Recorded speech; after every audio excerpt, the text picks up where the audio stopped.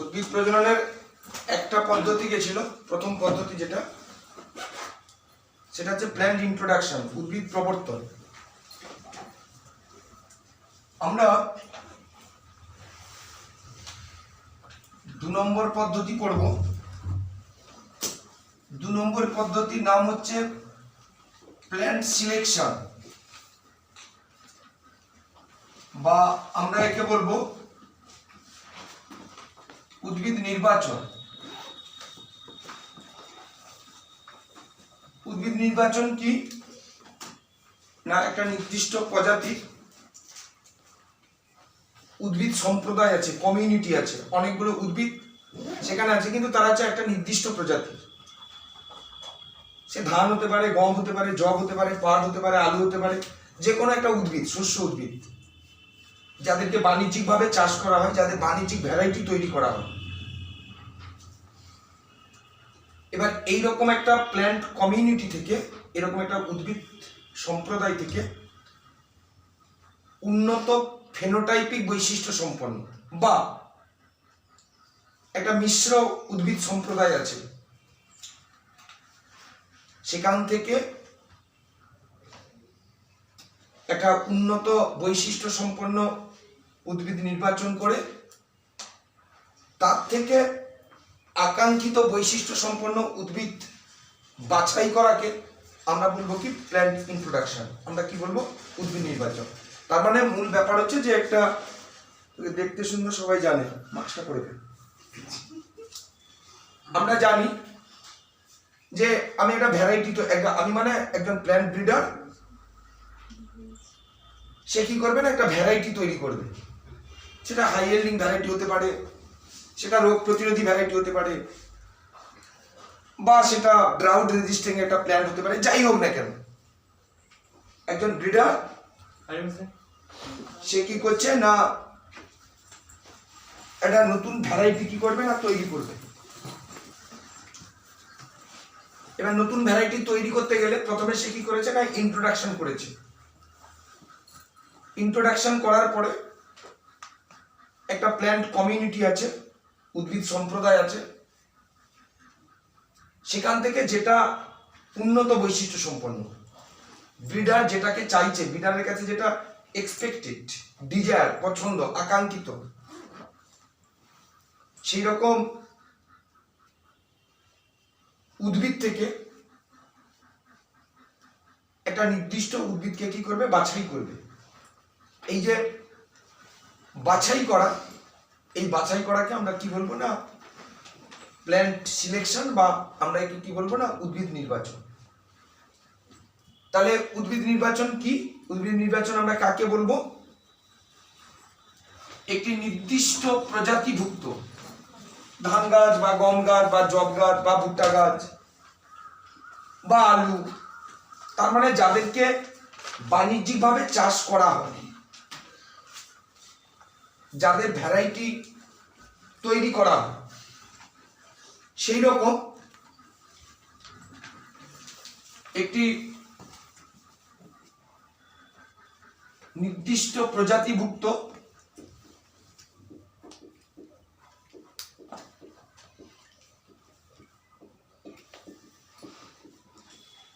উদ্ভিদ সম্প্রদায় থেকে, তার মানে আমরা একে বলি প্ল্যান্ট কমিউনিটি, উন্নত ফেনোটাইপিক বৈশিষ্ট্য সম্পন্ন। উন্নত ফেনোটাইপিক মানে যার বাহ্যিক বৈশিষ্ট্য হচ্ছে আকাঙ্ক্ষিত, যেটাকে চাওয়া হচ্ছে, বা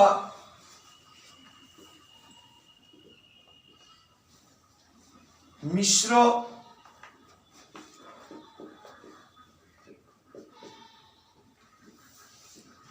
উদ্ভিদ সম্প্রদায় থেকে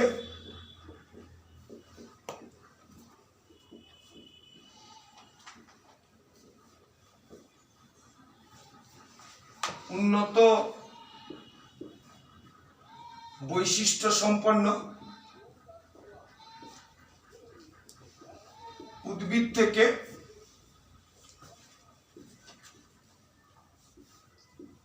আকাঙ্ক্ষিত বৈশিষ্ট্য সম্পন্ন উদ্ভিদ বাছাই করার পদ্ধতিকে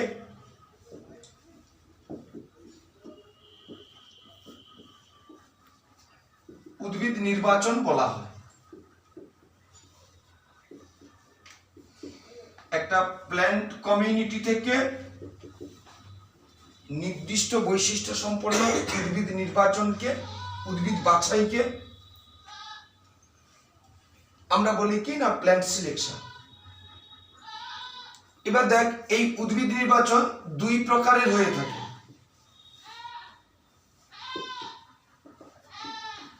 দুই প্রকার উদ্ভিদ নির্বাচন হয়। কি কি না, একটা নির্বাচন আমরা জানি, যেটাকে আমরা বলি কি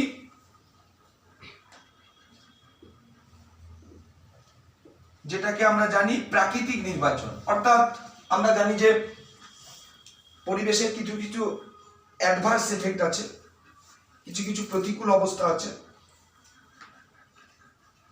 এই প্রতিকূল পরিবেশে যে সমস্ত উদ্ভিদগুলো যারা নিজেকে মানিয়ে নিতে পারবে, যারা নিজেকে খাপ খাইয়ে নিতে পারবে, তারাই একমাত্র কি হয়, বেঁচে থাকে। আর যে সমস্ত উদ্ভিদগুলো খাপ খাইয়ে না নিতে পারে, তারা কি হয় না অবলুপ্ত হয়ে যায়।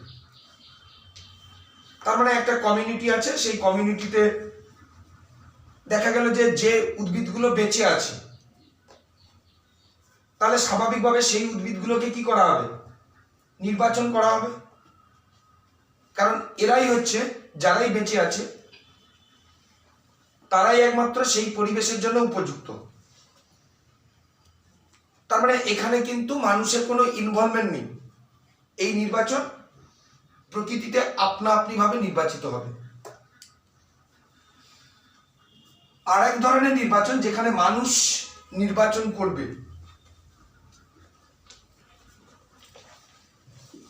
সেই নির্বাচনকে আমরা কি বলি, কৃত্রিম নির্বাচন। মোটামুটি এই কৃত্রিম নির্বাচন করতে একটা উদ্ভিদের প্রায় 7 থেকে 8 বছর, 9 বছরও সময় লাগে। এবার এই কৃত্রিম নির্বাচন 3 ভাবে হতে পারে। এক ধরনের কৃত্রিম নির্বাচনকে আমরা বলি দলবদ্ধ নির্বাচন, বা এটাকে বলা হচ্ছে মাস সিলেকশন। কি জিনিসগুলো একটু করে বলে দিচ্ছি আমি। 2 নম্বরকে বলা হচ্ছে বিশুদ্ধ বংশধারা নির্বাচন,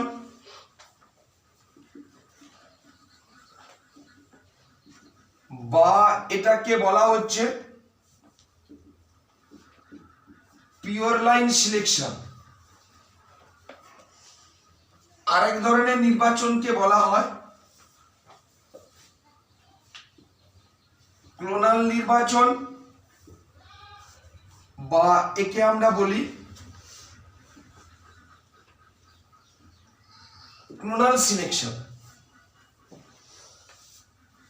প্রথমে যদি আমরা আসি যে দলবদ্ধ নির্বাচন কি, বা দলবদ্ধ নির্বাচন কিভাবে করা হয়। এটা একটা নির্বাচন পদ্ধতি, কৃত্রিম নির্বাচন পদ্ধতি। ধর একটা মাঠ আছে, যে কোনো একটা উদ্ভিদের, শস্য উদ্ভিদের মাঠ, একটা ফিল্ড ক্রপ যাকে আমরা বলি। সেখান থেকে কি হবে না, প্রথম বছর যে সমস্ত উন্নত ফেনোটাইপিক বৈশিষ্ট্য সম্পন্ন উদ্ভিদ আছে, ধর আমি যদি ধানের একটা ভ্যারাইটি তৈরি করবে একটা ব্রিডার, তাহলে সে একটা ধানের খেতে যাবে, একটা ফিল্ড ক্রপে যাবে, প্যাডি ফিল্ডে যাবে। সেখানে যাওয়ার পরে সে সেই ফিল্ডে 200 থেকে 2000 এরকম কতগুলো উন্নত বৈশিষ্ট্য সম্পন্ন ধান গাছকে কি করবে, নির্বাচন করবে। তার মানে যেগুলো হচ্ছে উন্নত বৈশিষ্ট্য সম্পন্ন, যাদের স্বাস্থ্য ভালো, যাদের কোনো রোগ নেই, যাদের ধানের যে এন্ডোস্পার্ম শস্য, সেই শস্যগুলো সুগঠিত ইত্যাদি ইত্যাদি, অর্থাৎ একটা ধান গাছের উন্নত বৈশিষ্ট্য যেগুলো হয় সেগুলো সব নিয়ে এরকম 200 থেকে 2000টা উদ্ভিদ কি করলো, নির্বাচন করলো। নির্বাচন করার পরে প্রত্যেকটা উদ্ভিদ থেকে কি করবে, বীজকে কালেকশন করবে এবং সেই বীজগুলোকে একসঙ্গে রাখা হবে। এটা হচ্ছে ফার্স্ট ইয়ার গুলো। সেকেন্ড ইয়ারে কি হবে, উন্নত বৈশিষ্ট্য সম্পন্ন উদ্ভিদগুলো থেকে কি করা হয়েছে, বীজকে কালেকশন করা হয়েছে। সেকেন্ড ইয়ারে যে বীজগুলো কালেকশন করা হয়েছিল সেই বীজগুলোকে পৃথক পৃথক ভাবে রো করা হলো। চাষে রো করা হয়, বুঝিস তো, এরকম একটা সারি করা হলো, এরকম একটা সারি করা হলো, এরকম সারি করা হলো। এবার প্রত্যেকটা সারিতে যে বীজগুলো ফার্স্ট ইয়ারে কালেকশন করা হয়েছিল সেই বীজগুলো কি করা হলো না, ছড়িয়ে দেওয়া হলো। তাহলে সেখান থেকে আবার কি হলো, উদ্ভিদ তৈরি হলো। থার্ড ইয়ার থেকে সিক্সথ ইয়ার, তৃতীয় বছর থেকে ষষ্ঠ বছর এই পদ্ধতির রিপিটেশন হচ্ছে। তার মানে আবার পৃথক রো তৈরি করা হচ্ছে। সেকেন্ড ইয়ারে কি করা হয়েছে, যে রোগুলো তৈরি করা হয়েছিল, গাছগুলো তৈরি হয়েছিল, সেখান থেকে বীজ কালেকশন হয়েছে। Third year, fourth year, fifth year, sixth ইয়ার একই রকম ভাবে সেই পদ্ধতির কি করা হচ্ছে, রিপিটেশন করা হচ্ছে। সেই বীজগুলোকে আবার কি করা হচ্ছে, প্রতি বছর কালেকশন করা হচ্ছে।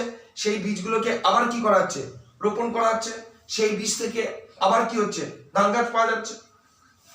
থার্ড থেকে সিক্সথ ইয়ার এইভাবে রিপিট করা হলো। সেভেন্থ ইয়ারে গিয়ে এবার দেখতে হবে তো যে ব্রিডার যে বৈশিষ্ট্যটা চাইছে সেই বৈশিষ্ট্যটা ধান গাছের মধ্যে আছে কিনা।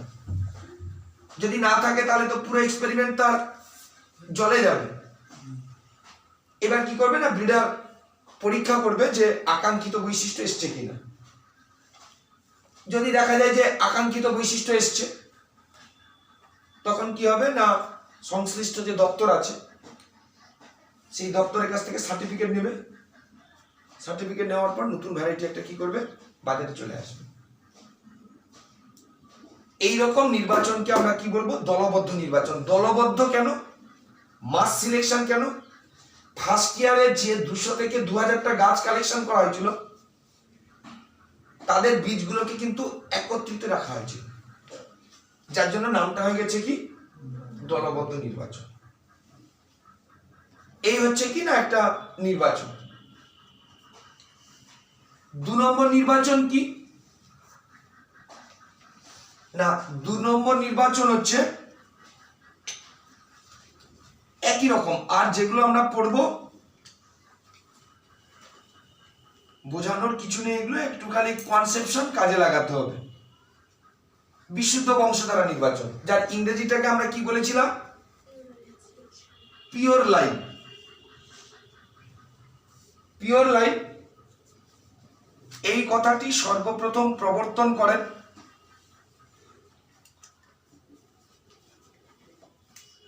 বিজ্ঞানী জোহানসেন।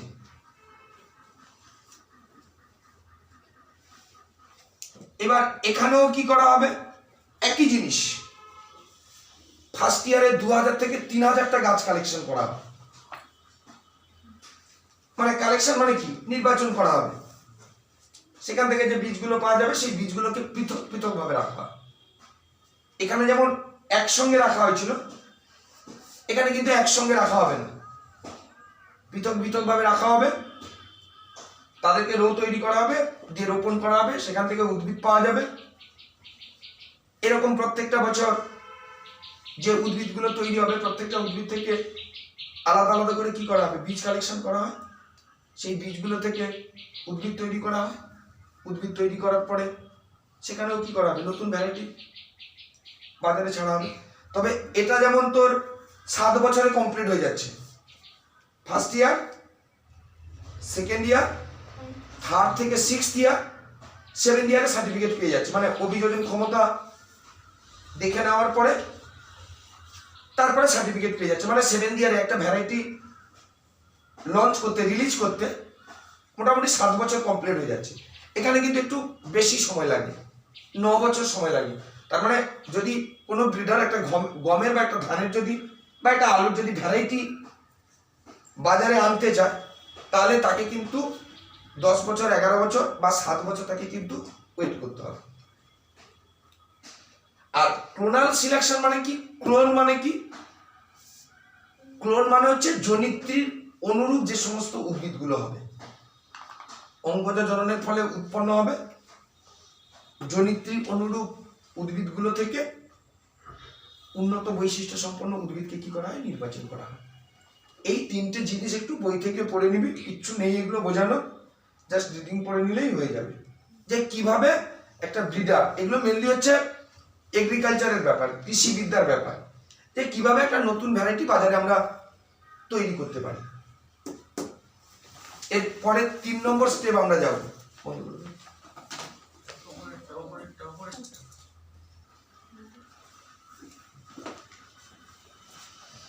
3 নম্বর পদ্ধতি যাব,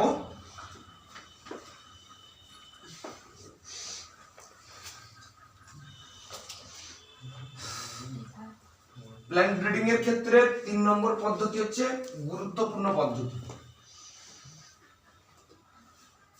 3 নম্বর পদ্ধতির নাম হচ্ছে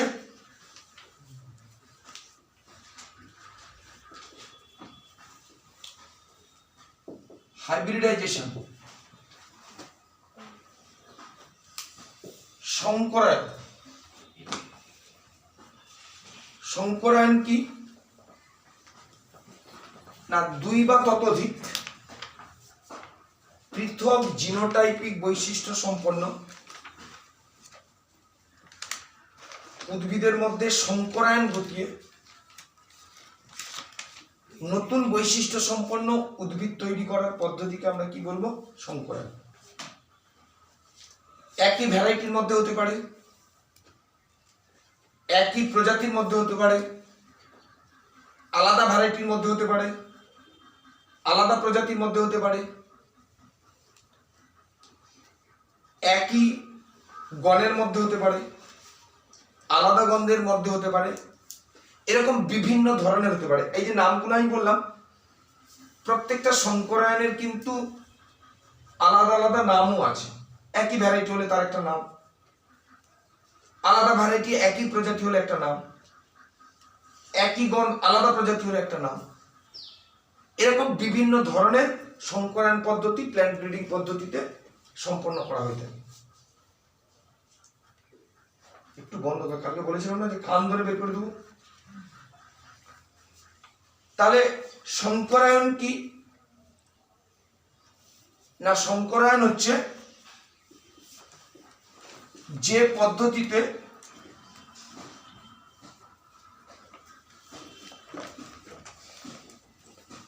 পৃথক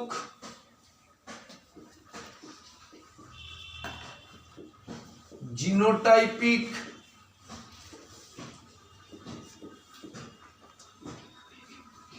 বৈশিষ্ট্য সম্পন্ন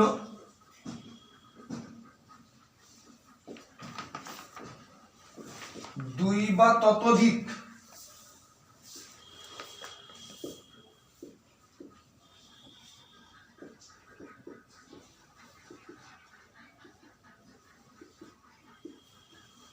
উদ্ভিদের মধ্যে যৌন জননের মাধ্যমে নতুন উদ্ভিদ তৈরি করা হয়, তাকে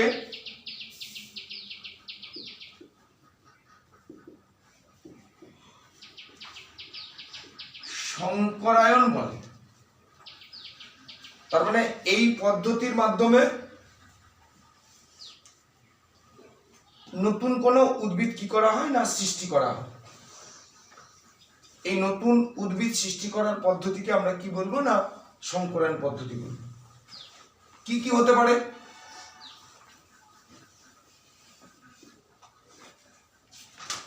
আমরা যদি সংকরায়নকে যদি শ্রেণী বিভাগ করি, 1 নম্বর হচ্ছে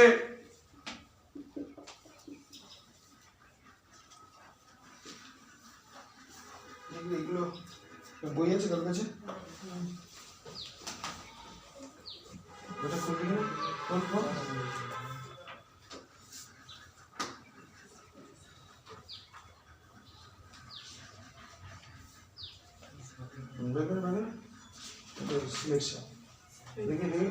ওটা একটু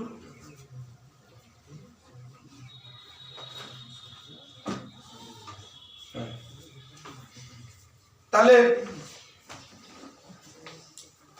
অন্তঃপ্রকার সংকরায়ন কাকে বলবো?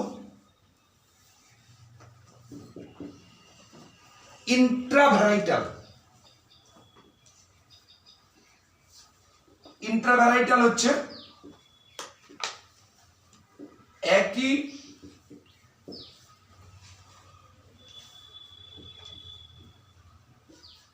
ভ্যারাইটি সম্পন্ন বা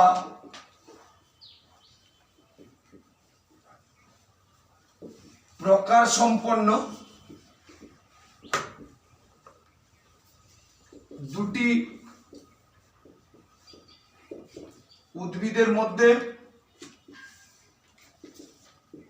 সংকরায়ন ঘটানোকে অন্তঃপ্রকার সংকরায়ন বলে। দেখ, দুটো ভ্যারাইটি একই হবে। ব্রাসিকা ওলারেসিয়া ভার ক্যাপিটাটা ক্রস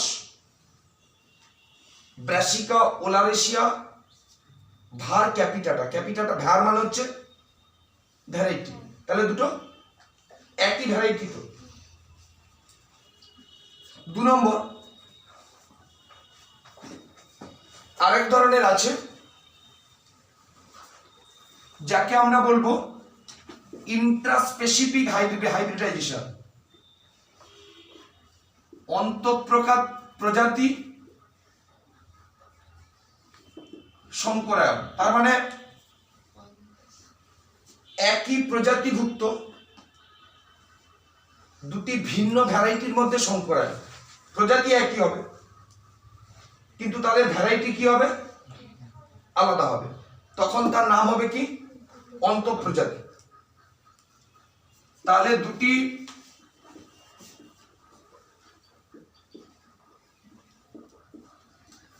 একই প্রজাতিভুক্ত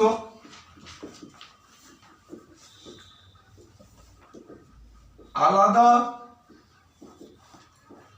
ভ্যারাইটির মধ্যে সংকরায়ন করাকে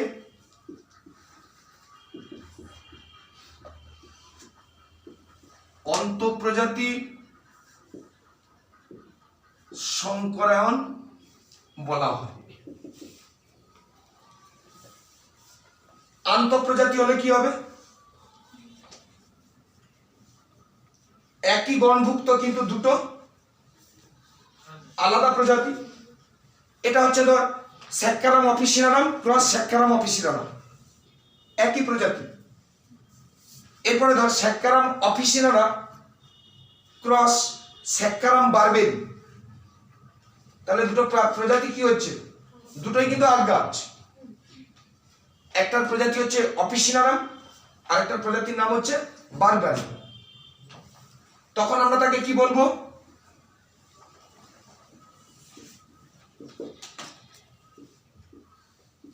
আন্তঃপ্রজাতি সংকরায়ন। তার মানে একই গণভুক্ত দুটোই স্যাক্কারাম, দুটি আলাদা প্রজাতিভুক্ত উদ্ভিদের মধ্যে সংকরায়নকে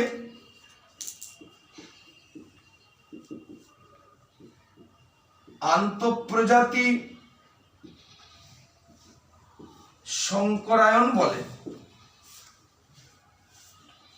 4 নম্বর,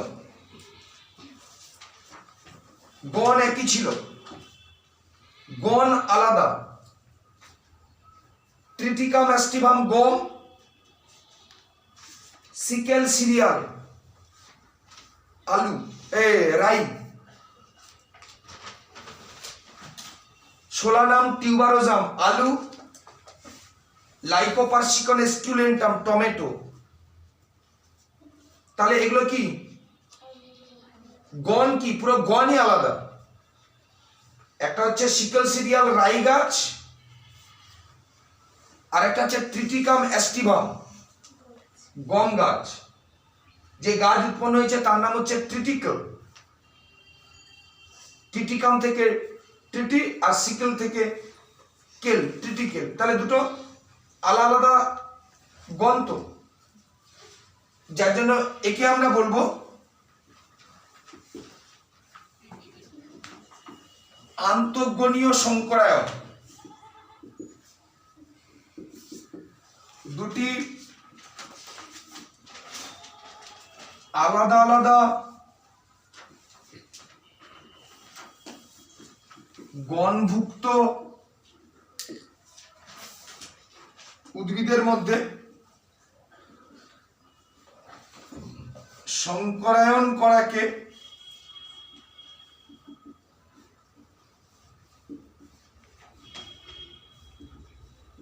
আন্তঃগণীয় সংকরায়ন বলে।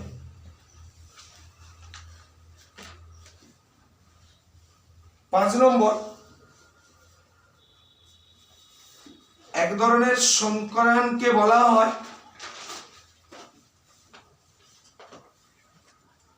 ইন্ট্রোগেসিভ সংকরায়ন।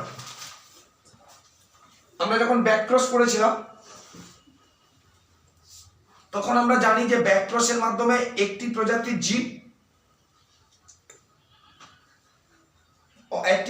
জিন দ্বারা অপর প্রজাতির জিনকে কি করা হয়, রিপ্লেসড করা হয়, প্রতিস্থাপিত করা হয়।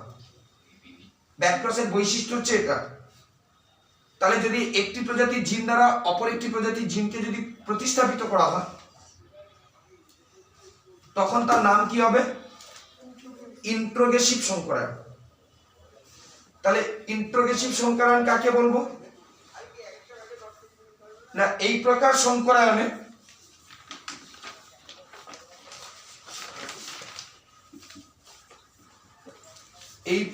সংকরায়নে ব্যাকক্রসের মাধ্যমে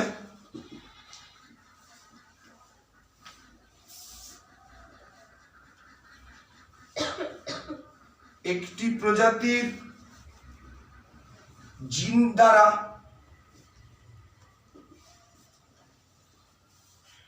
অপর প্রজাতির জিনকে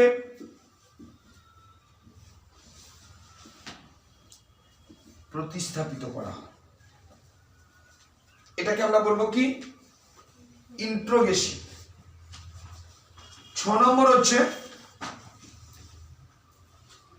ট্রান্সগ্রেসিভ সংকরায়ন।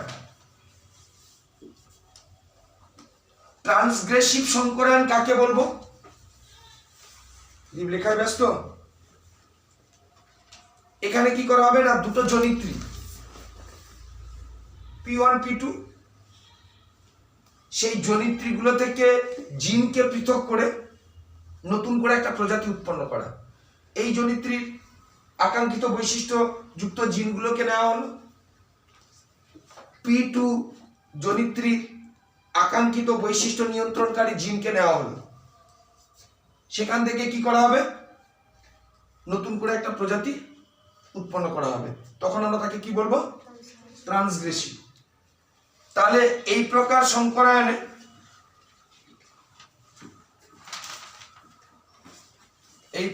সংকরায়নে দুটি জনিত্রীর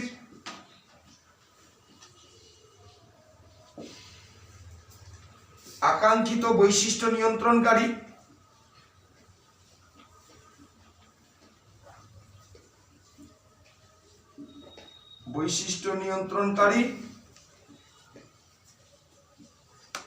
জিন পৃথক করে নতুন প্রজাতি উৎপন্ন করা। তাহলে দেখ, আমরা দেখতে পেলাম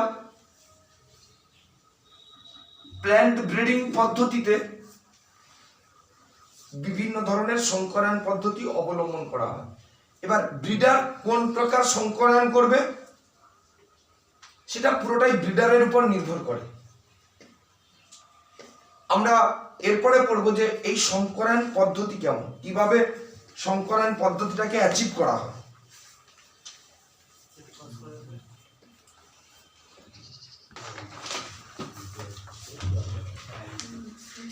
মানুষকে কথা বললে লাগে, এটি ক্রস করে যাবে।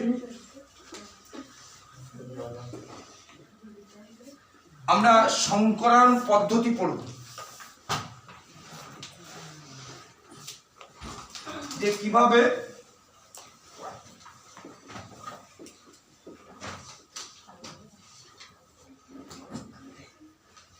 সংকরায়ন পদ্ধতিটা সম্পন্ন করা হয়।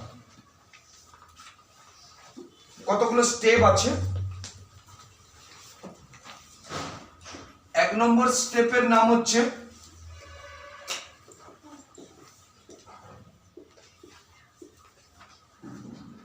আইসোলেশন বা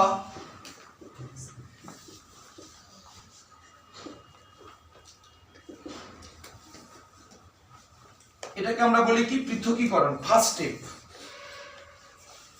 যখন কোনো ব্রিডার সে যখন সংকরায়ন পদ্ধতিতে যাবে তখন তার ফার্স্ট কাজ হবে কি না আইসোলেশন। আইসোলেশন মানে উন্নত বৈশিষ্ট্য সম্পন্ন, রোগ প্রতিরোধী এরকম দুটো জনিত্রীকে কি করা হবে, পৃথক করা হবে। এবং যখন জনিত্রীকে পৃথক করা হবে তখন ব্রিডারের মাথায় রাখতে হবে যে যেন দুটো জনিত্রী তাদের যেন ফুল এক সময় হয়, তাদের যেন ফলের পরিণতি এক সময়ে হয়, মানে একই সময়ে যে বীজগুলো উৎপন্ন হবে সেগুলো যেন একই সময় হয়। যদি তো দুটো জনিত্রীর দুটো আলাদা সিজনে যদি ফুল হয় তাহলে সেখানে কিন্তু ক্রস করানো যাবে না, কারণ একটা জনিত্রীর ফুল হচ্ছে একটা সিজনে, আরেকটা জনিত্রীর ফুল হচ্ছে আরেকটা সিজনে, তাহলে তো দুটো ফুলকে তো একসঙ্গে পাওয়া যাবে না, তার ফলে ক্রসিং প্রবলেম হবে। এই কারণে যখন কোনো ব্রিডার যখন আইসোলেট করে, পৃথক করে দুটো জনিত্রীকে, তখন এই বিষয়গুলো মাথায় রাখতে হয়। তার মানে এই পর্যায়ে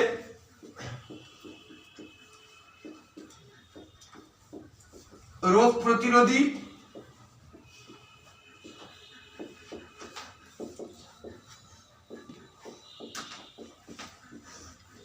উন্নত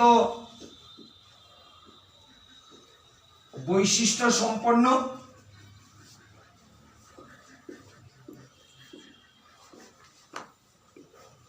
দুটি জনিত্রীকে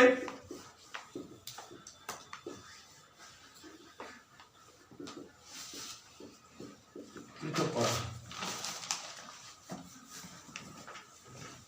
যে দুটি জনিত্রী পৃথক করা হবে,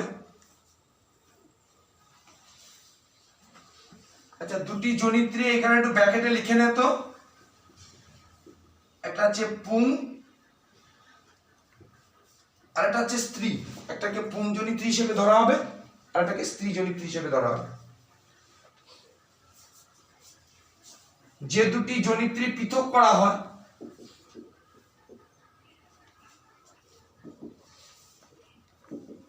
তাদের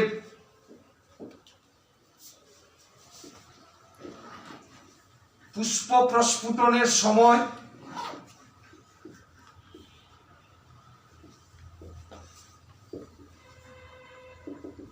বীজের পরিণতি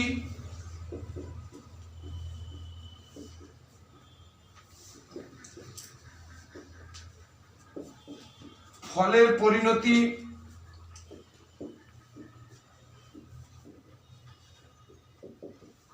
একই সময়ে হওয়া বাঞ্ছনীয়। তাহলে প্রথম স্টেপ হবে কোন সংকরায়ন পদ্ধতিতে দুটো জনিত্রীকে পৃথক করা। পৃথকীকরণের পরে, আইসোলেশনের পরে যে জনিত্রীগুলোকে পৃথক করা হলো তাদের মধ্যে কি করানো হবে?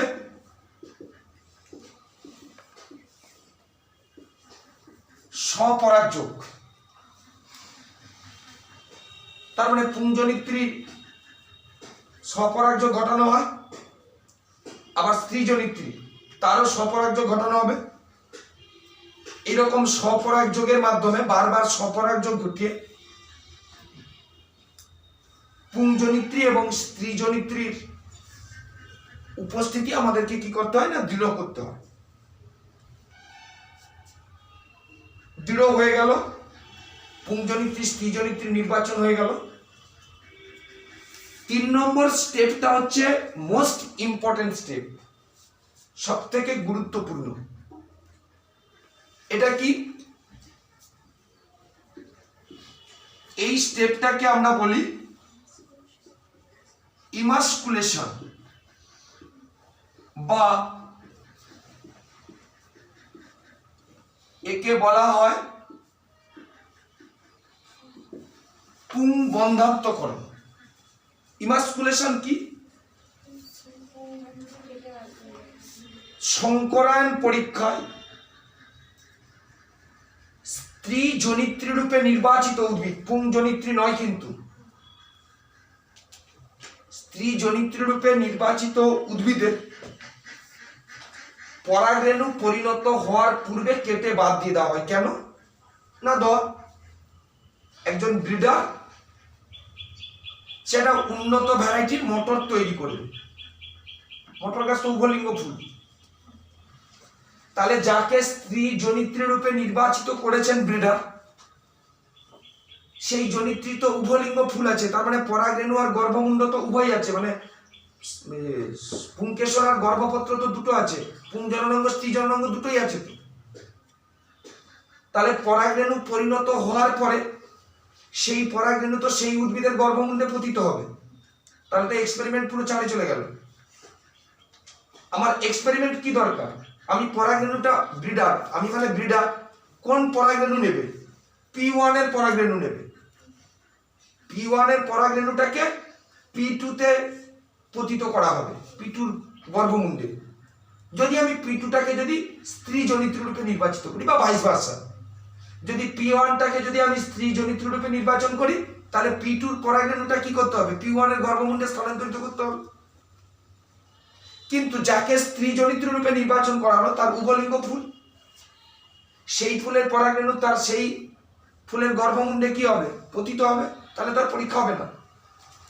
যার জন্য একমাত্র স্ত্রী জনিত্রী রূপে যেটাকে নির্বাচন করা হবে সেই উদ্ভিদের পরাগরেণু পরিণত হওয়ার পূর্বে কেটে বাদ দিয়ে দেওয়া হয় বা নিষ্ক্রিয় করা হয়। কিভাবে ইমাস্কুলেশন করা হয় সেই পদ্ধতিগুলো আমরা পড়ব। তাহলে এটাকেই আমরা কি বলবো? ইমাস্কুলেশন বা একে বলা হবে কি না, পুং বন্ধাত্মকরণ। টেনশন করব। তাহলে কি বললাম? এই যে প্রেরণা প্রতিদিন দেখবি হোয়াটসঅ্যাপ স্ট্যাটাস পড়ে, প্রতিদিন, একদিনও বাদ নেই, তাই না? প্রেরণা 12 নেই,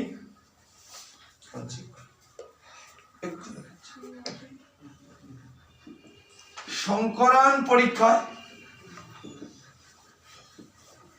আমাকে ব্লক করে দিবে আর আমাকে রাখবে না। সংকরায়ন পরীক্ষায় স্ত্রী জনিত্রী রূপে নির্বাচিত উদ্ভিদের, তোরা কালকে নিটে ছিলি না কেন?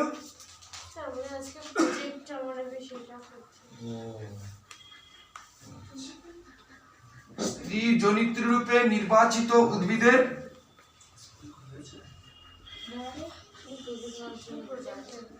পরাগরেণু, লোকাল গার্ডিয়ানকে বল স্কুল খুলেছে কিনা। স্ত্রী জনিত্রী রূপে নির্বাচিত উদ্ভিদের পরাগরেণু পরিণত হওয়ার পূর্বে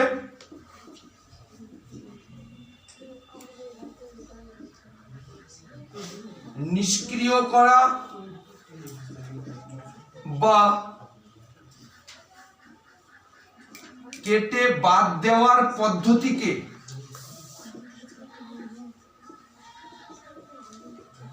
কি বলা হয়? ইমাস্কুলেশন বলে। কি করে করা হবে ইমাস্কুলেশন? এই পুংবন্ধাত্মকরণ কি করে করা হবে? 1 নম্বর,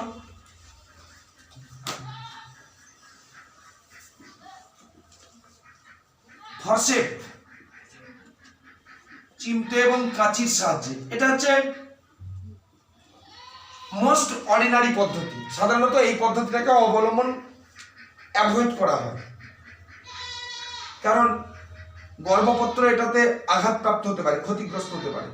এটা চিমটে কাঁচির সাহায্যে যে পরাগরেণু, সেই পরাগরেণুগুলোকে আস্তে আস্তে করে কেটে দেওয়া হয়। এবার যখন কাটা হবে তখন চিমটে কাঁচি কি করতে পারে? গর্ভমুণ্ডকে ক্ষতিগ্রস্ত করতে পারে। গর্ভমুণ্ড যদি ক্ষতিগ্রস্ত হয় তাহলে তো সেখানে আর নিষেক প্রক্রিয়া হবে না।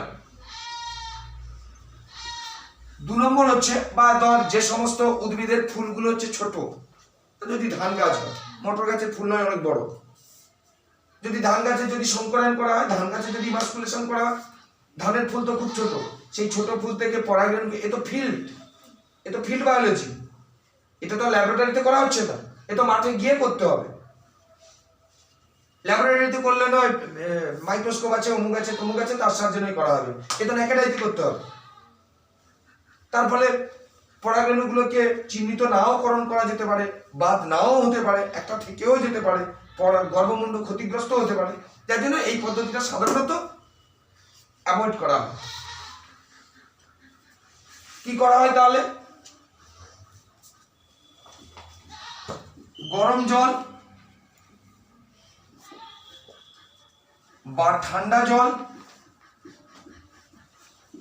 বা অ্যালকোহলের মাধ্যমে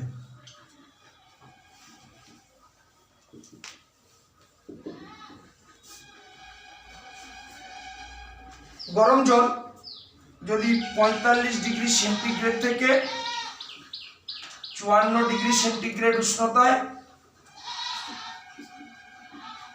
গরম জলে সমগ্র পুষ্পমঞ্জুরিটিকে যদি 3 থেকে 10 মিনিট ডুবিয়ে রাখা হয়, তাহলে কি হবে না, পরাগরেণু নিষ্ক্রিয় হয়ে যাবে। তখন কিন্তু আর পরাগরেণু কোনো কাজ করতে পারবে না। এটা একটা পদ্ধতি হতে পারে, বা আরেকটা পদ্ধতি হতে পারে 0 ডিগ্রি সেন্টিগ্রেড থেকে 2 ডিগ্রি সেন্টিগ্রেড উষ্ণতা ঠান্ডা জল যদি ব্যবহার করা হয়, তাহলেও পরাগরেণু নিষ্ক্রিয় হবে। বা যদি অ্যালকোহলে ডুবিয়ে রাখা হয়, তাহলেও পরাগরেণু কি হবে? নিষ্ক্রিয় হবে। এই পদ্ধতি অবলম্বন করা যেতে পারে। শুধু পরাগরেণু, গর্ভমুণ্ডের কোনো, এই ট্রিটমেন্ট করলে গর্ভমুণ্ডের কোনো ক্ষতি হয় না।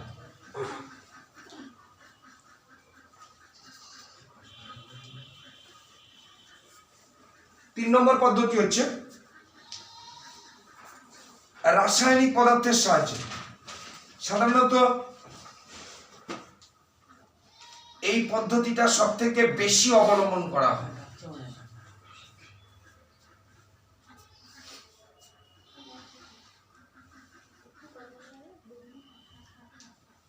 আমার সঙ্গে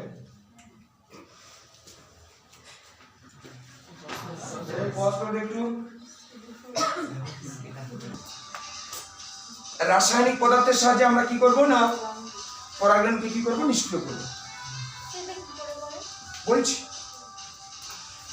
রাসায়নিক পদার্থ হচ্ছে যেমন ধর 2,4-D 2,4-ডাই ক্লোরোফেনস কি অ্যাসিটিক অ্যাসিড ম্যালিক হাইড্রাজাইট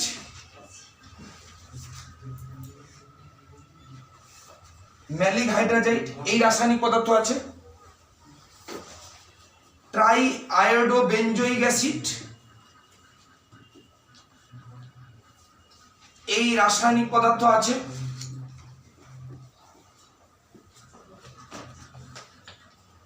এই সমস্ত রাসায়নিক পদার্থগুলো যদি ফুলে যদি স্প্রে করা হয়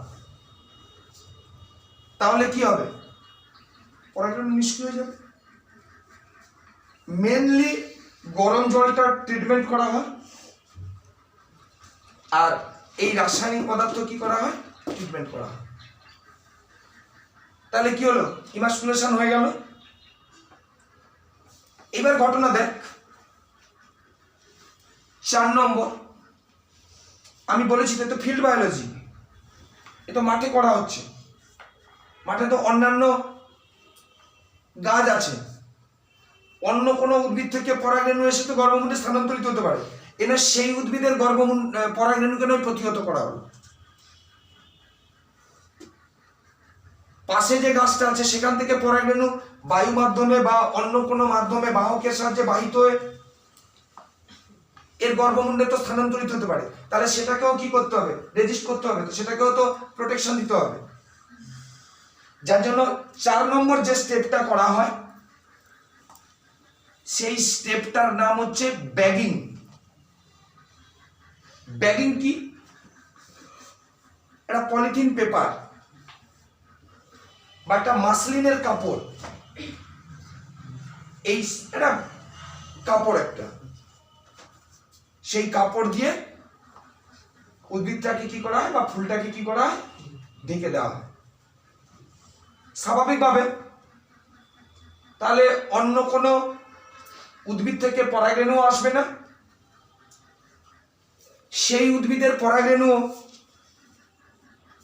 গর্ভমুণ্ডে স্থানান্তরিত হতে পারবে না এই পদ্ধতিকে আমরা কি বলবো ব্যাগিং কমপ্লিট কাজ পুরুষ জনিত্রীর পরাগরেণু কি হবে পরিণত হবে স্ত্রী জনিত্রীর গর্ভমুণ্ড কি হবে পরিণত হবে সবার পরিণতি কিন্তু এক কালি কি ভাবছিস রে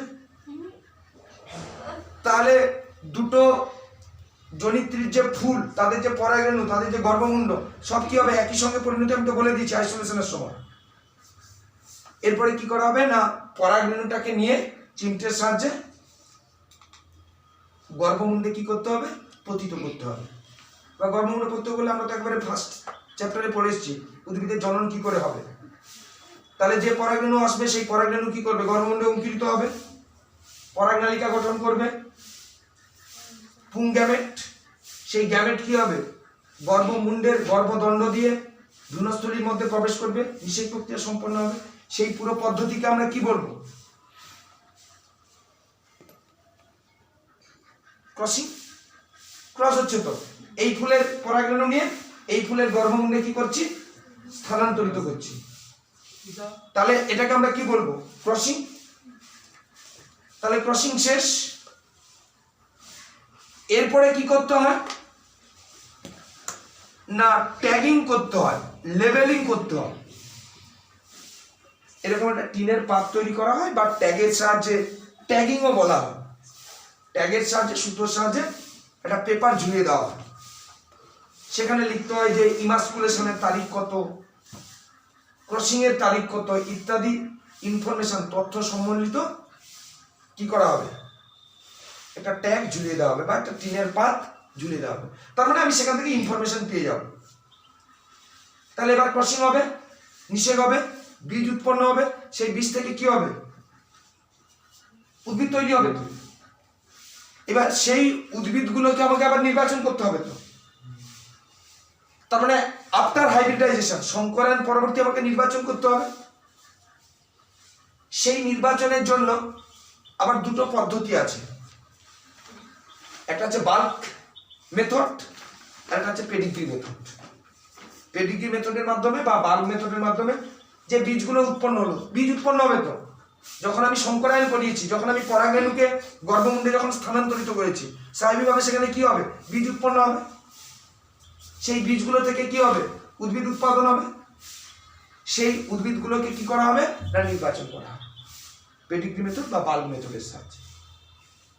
তাহলে নতুন ভ্যারাইটি বাজারে কি হলো, নির্বাচনের মাধ্যমে নতুন ভ্যারাইটিকে কি করা হলো, বাজারে ছেড়ে দেওয়া হলো।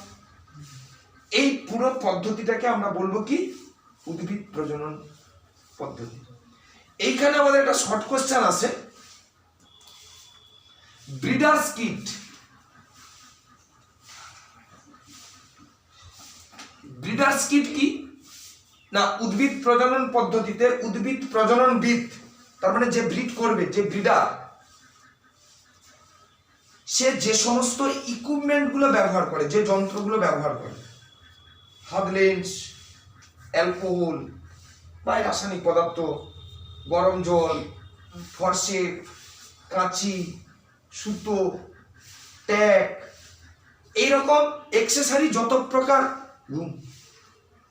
যত প্রকার যন্ত্রপাতি সে ব্যবহার করে, যত প্রকার জিনিসপত্র ব্যবহার করে, সেই সমস্ত জিনিসপত্রকে, ইকুইপমেন্টকে, অ্যাক্সেসরিজকে একসঙ্গে কি বলা হয়, ব্রিডার্স কিট।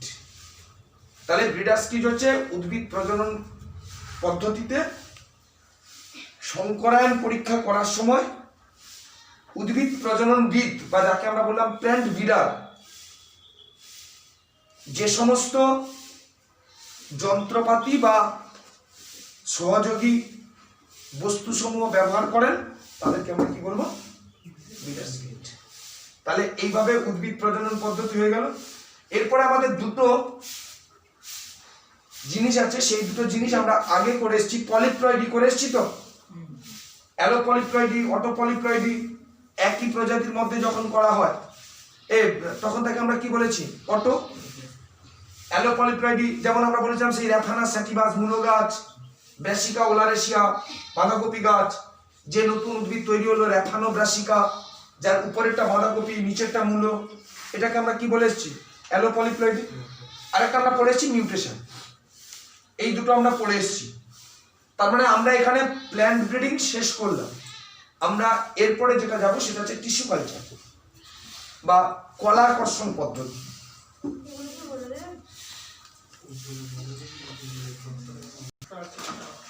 ফোন করিস।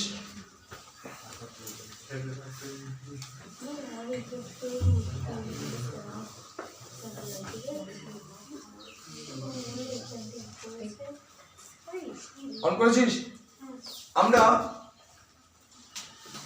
এরপরে যেটা যাব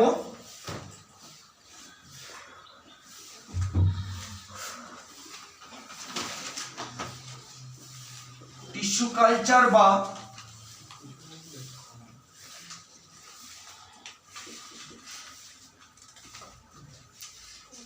কলাকর্ষণ। কলাকর্ষণ কি, টিস্যু কালচার কি না, জীবদেহের বাইরে সম্পূর্ণ জীবাণুমুক্ত পরিবেশ যেখানে করা হবে, বিশেষ প্রযুক্তির মাধ্যমে কিন্তু তৈরি হবে, তাকে আমরা বলি air flow cabinet. Air flow cabinet মানে তিনটে চেম্বার, যেখানে টিস্যু কালচার করা হয় তিনটে চেম্বার। এক নম্বর চেম্বারে যিনি টিস্যু কালচার করবেন সে স্টেরিলাইজড হবে, জীবাণুমুক্ত হবে, তার যে পোশাক আশাক, হাত পা ইত্যাদি ওইখানে স্টেরিলাইজড হবে। টিস্যু কালচারের জন্য আলাদা পোশাক আছে, সেই পোশাকও কিন্তু স্টেরিলাইজড। সেকেন্ড চেম্বার, ওখানে কিন্তু যে টিস্যু কালচার করবে সে পুরো স্টেরিলাইজড হয়ে গেল, জীবাণুমুক্ত। সেকেন্ড যে চেম্বার, এই চেম্বারে টিস্যু কালচারের জন্য যে সমস্ত যন্ত্রপাতি ব্যবহৃত হবে, পেট্রি ডিশ, ফরসেপস, গ্লাস গুডস, বিকার, যা যা আছে, মাধ্যম যাকে নিয়ে টিস্যু কালচার করা হবে, কলা, কোষ, হ্যাঁ, টেস্ট টিউব, সব এইখানে কি হবে, স্টেরিলাইজড করা হবে।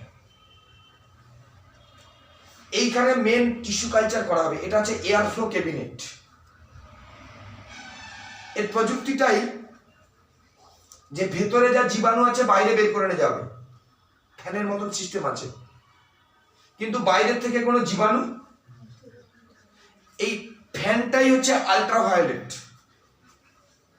আরো তার সঙ্গে প্রযুক্তি আছে। এই হচ্ছে এয়ার ফ্লো ক্যাবিনেট। এখানে কিন্তু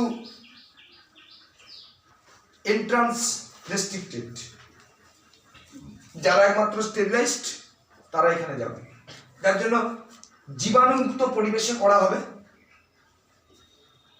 কৃত্রিম কর্ষণ মাধ্যম, আমরা জানি কর্ষণ মাধ্যম আর বলার লাগে না।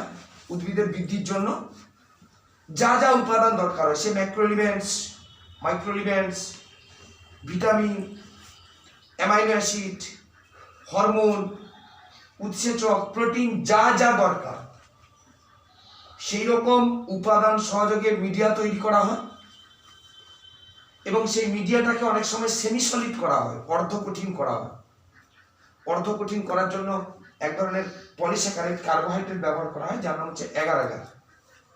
এটা শৈবাল থেকে পাওয়া যায়, রেড অ্যালগি থেকে পাওয়া যায়, গ্রাসিলারিয়া, জেলিডিয়াম, এইরকম অ্যালগি থেকে প্রাপ্ত, শৈবাল থেকে প্রাপ্ত, রেড শৈবাল থেকে, লোহিত শৈবাল থেকে এগার এগার দিয়ে তাকে সেমি সলিড করা হয়। দিয়ে উদ্ভিদ কলা বা কোষকে ওই কৃত্রিম কর্ষণ মাধ্যমে রেখে বিভাজিত করার পরে ক্যালাস তৈরি হয়। ক্যালাস মানে হচ্ছে অসংগঠিত অবিভেদিত কোষপুঞ্জ বা অবিভেদিত কোষপুঞ্জ বা সম্পূর্ণ উদ্ভিদ তৈরি হয়। একটা কমপ্লিট প্ল্যান্ট তৈরি করা যেতে পারে বা ক্যালাস তৈরি করা যেতে পারে। এই পুরো পদ্ধতিটাকে আমরা বলবো কি, টিস্যু কালচার। তবে এটা কিন্তু জীবদের বাইরে হবে, পরীক্ষাগারে হবে। এটা কিন্তু প্ল্যান্ট ব্রিডিং এর মতন ফিল্ড বায়োলজি কিন্তু নয়। এটা পুরোটাই জীবাণুমুক্ত পরিবেশে সম্ভব। তাহলে টিস্যু কালচার কি? যে পদ্ধতিতে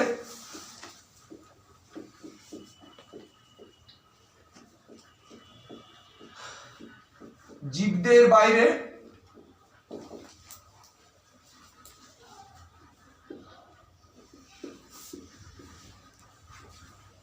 জীবাণুমুক্ত পরিবেশে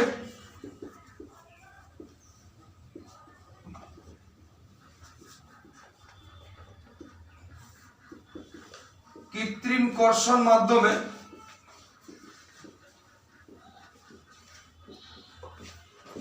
উদ্ভিদের কলা বা কোষকে কর্ষিত করে অবিভেদিত কোষপুঞ্জ বা ক্যালাস উৎপন্ন করা হয় বা সম্পূর্ণ উদ্ভিদ তৈরি করার পদ্ধতিকে বলা হয়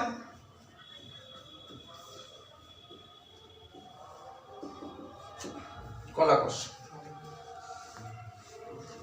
তার মানে মেন ব্যাপার হচ্ছে উদ্ভিদের একটা ক্ষুদ্র কলা বা কোষ, সেটা ফ্লোয়েম কলা হতে পারে, সেটা বীজের কলা হতে পারে, মূলের কলা হতে পারে, কাণ্ডের কলা হতে পারে, পাতার কলা হতে পারে, যে কোনো ক্ষুদ্র একটা কোষ সেটাকে নিয়ে কালচার করে নতুন করে উদ্ভিদ সৃষ্টি করা হয়। এখনো পর্যন্ত কিন্তু কোনো প্রাণী কোষকে কিন্তু কালচার করা যায়নি। কালির কোষ কালচার করে আর একটা কালি তৈরি করা হবে, এটা কিন্তু কালি নিজে চাইবে না। কেউ কোনোদিন চাইবে না নিজের আরেকটা ক্লোন তৈরি হোক, কিন্তু একমাত্র যে প্রাণীদের এই প্রাণী কোষের এই ক্ষমতাও নেই। এই ক্ষমতাটাকে আমরা বলি প্লুরিপোটেন্সি, আমরা পড়বো এক্ষুনি একটু পরে। এই কোষের ক্ষমতা নেই প্রাণীদের যে একটা কমপ্লিট প্রাণী তৈরি করা, কিন্তু উদ্ভিদের কোষের এই ক্ষমতা আছে। এবং উদ্ভিদের যে কোনো একটু কোষ নিয়ে যদি কালচার করা হয় তাহলে কিন্তু কমপ্লিট একটা উদ্ভিদ তৈরি করা সম্ভব। এবার কোন অঙ্গের কালচার করা হবে, কোন কোষের কালচার করা হবে, তারপর ভিত্তি করে আমরা টিস্যু কালচারকে বিভিন্ন ধরনের বিভিন্ন পদ্ধতিতে আমরা ভাগ করি। যেমন হচ্ছে 1 নম্বর হচ্ছে অর্গান কালচার,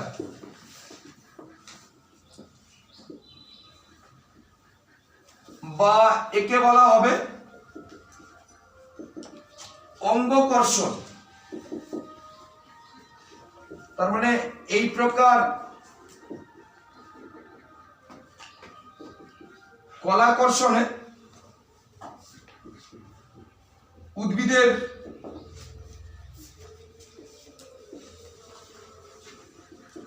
কলা বা কোষকে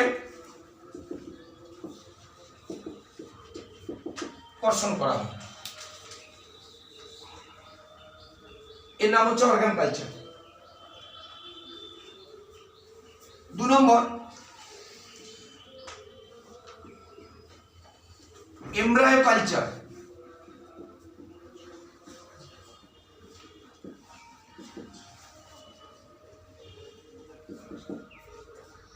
বা একে আমরা কি বলবো, ভ্রূণ কর্ষণ। ভ্রূণ কর্ষণ কি, এমব্রায়ো কালচার কি না, পরিণত বীজ থেকে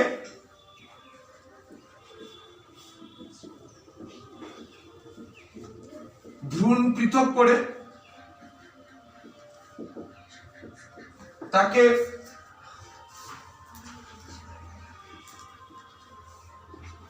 কৃত্রিম কর্ষণ মাধ্যমে কর্ষিত করা হয়, এটাকে আমরা কি বলবো, এমব্রায়ো কালচার।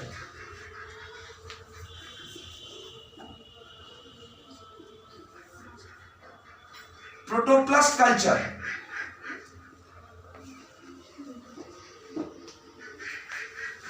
আমরা জানি প্রোটোপ্লাস্ট কি আছে কোষের মধ্যে, উদ্ভিদ কোষের মধ্যে যান্ত্রিক পদ্ধতিতে কোষ প্রাচীরকে কি করা হবে, নষ্ট করে দেওয়া হবে। যান্ত্রিক পদ্ধতিতে উদ্ভিদ কোষের কোষ প্রাচীর বিনষ্ট করে, বিশ্লিষ্ট করে, ধ্বংস করে, নষ্ট করে সেখান থেকে কি করা হবে, প্রোটোপ্লাস্টকে পৃথক করা হবে। এবার সেই প্রোটোপ্লাস্টকে এবার কৃত্রিম কর্ষণ মাধ্যমে কি করা হবে, কালচার করা হবে। তখন তার নাম হবে কি, প্রোটোপ্লাস্ট কালচার। তাহলে যান্ত্রিক পদ্ধতিতে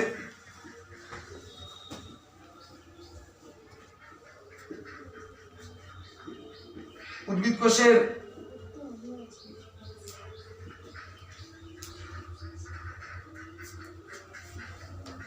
কোষ প্রাচীর বিশ্লিষ্ট করে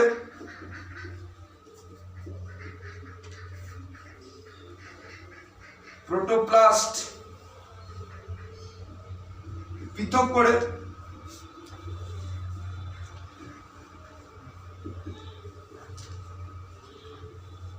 কৃত্রিম কর্ষণ মাধ্যমে কর্ষিত করা হয়। এটাকে আমরা কি বলবো না, প্রোটোপ্লাস্ট কালচার বলবো।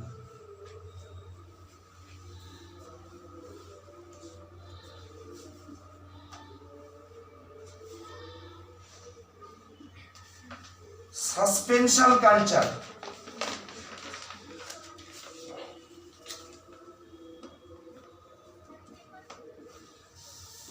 প্রলম্বন কর্ষণ। আমরা বলেছিলাম কি কৃত্রিম কর্ষণ মাধ্যমকে কি করা হবে, সেমি সলিড করা হবে। এখানে কর্ষণ মাধ্যমটা যদি লিকুইড থাকে, তরল থাকে, তখন তার নাম হবে কি সাসপেনশন কালচার। তাহলে তরল কৃত্রিম কর্ষণ মাধ্যমে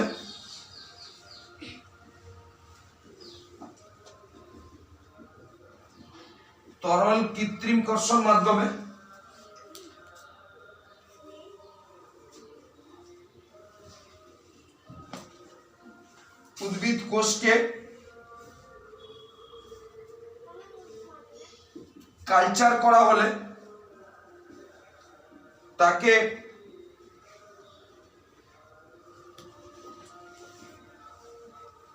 প্রলম্বন কর্ষণ বলে। 5 নম্বর হচ্ছে হ্যাপ্লয়েড কালচার। উদ্ভিদের হ্যাপ্লয়েড কোষ কোনটা রে? অর্থাৎ পরাগরেণুকে কৃত্রিম কর্ষণ মাধ্যমে কর্ষিত করাকে হ্যাপ্লয়েড কালচার বলে। তাহলে দেখ আমরা দেখলাম দেখ উদ্ভিদের যে কলা বা কোষ, তাকে আমরা কি করছি না, বিভিন্ন ধরনের কালচার করা হচ্ছে, বিভিন্ন ভাবে তাকে কি করা হচ্ছে, কালচার করা হচ্ছে। তাহলে এই হচ্ছে টিস্যু কালচারের বিভিন্ন প্রকারভেদ। এবার এই টিস্যু কালচার পদ্ধতি, কিভাবে টিস্যু কালচার করা হয় সেটা আমরা পড়ব।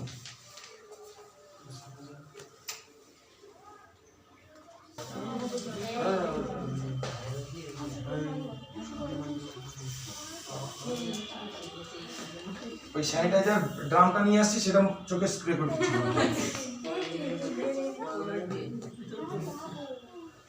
আমরা প্রথমে টিস্যু কালচার পদ্ধতি যাচ্ছি।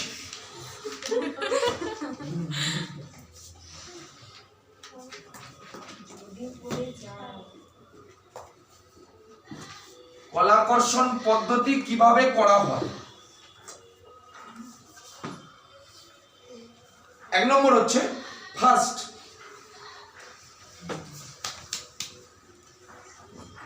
প্রথমে টিস্যু কালচার করতে গেলে প্রথমে কি করতে হয় না, এক্সপ্ল্যান্ট নির্বাচন করতে হয়।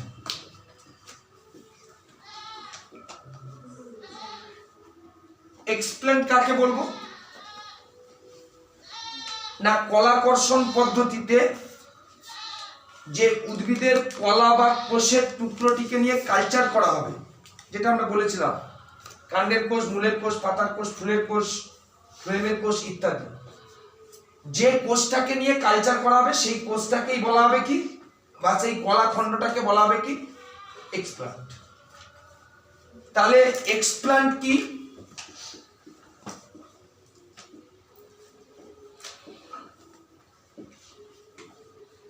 উদ্ভিদ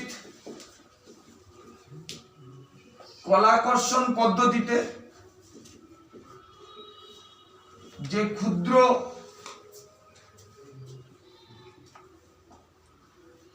কলা বা কোষকে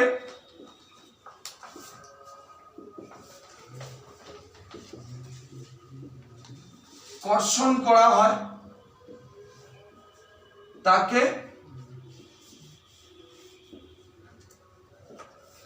এক্সপ্ল্যান্ট বলে। ফার্স্ট আমরা কি করব না, এক্সপ্ল্যান্ট নির্বাচন করব। স্বাভাবিকভাবে দেখতে হবে যে এক্সপ্ল্যান্টটা যেন পরিণত হয়, তার যেন রোগ প্রতিহত করার ক্ষমতা থাকে, বা সেখানে যেন কোনো রোগের উপস্থিত না থাকে ইত্যাদি। এরকম প্রিলিমিনারি কতগুলো, প্রাথমিকভাবে কতগুলো বিষয় আমাদেরকে দেখে নিতে হবে। 2 নম্বর হচ্ছে আমরা যেটা বলেছিলাম সেটা হচ্ছে নির্বীজকরণ। যে টিস্যু কালচার পদ্ধতি করবেন, যে স্কলার বা যে বিজ্ঞানী বা যে এক্সপার্ট, সে প্রথম কি হবে, স্টেরিলাইজড হবে, সাধারণত রেকটিফাইড স্পিরিটের দ্বারা। সে কি হয় না, জীবাণু মুক্ত হয়। সে প্রথমে নির্বীজকরণ হওয়ার পরে হট এয়ার ওভেন বলে একটা যন্ত্র আছে,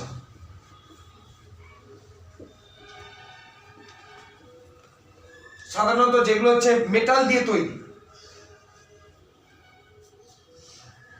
সেই মেটালগুলো হট এয়ার ওভেনে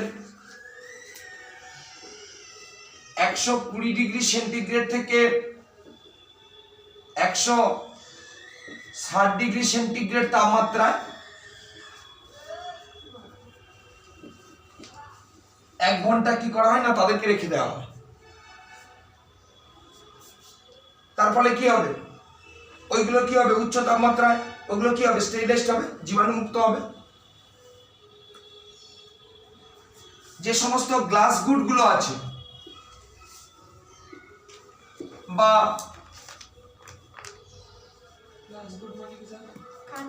কাঁচের জিনিস, তার আগে আমাদেরকে আরেকটা জিনিস করতে হতো, বিষয়টা আমরা ভুলে গেছি। আচ্ছা, এইটাকে আমরা 3 নম্বর করে দিতে, আমরা 2 নম্বরটা পরে পড়ছি। আচ্ছা ঠিক আছে, আমি মুছেই দিচ্ছি। 2 নম্বর হচ্ছে নির্বীজকরণের আগে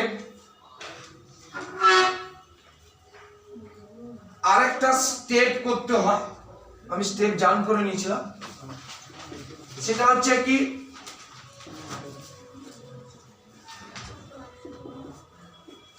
কৃত্রিম কর্ষণ মাধ্যম তৈরি।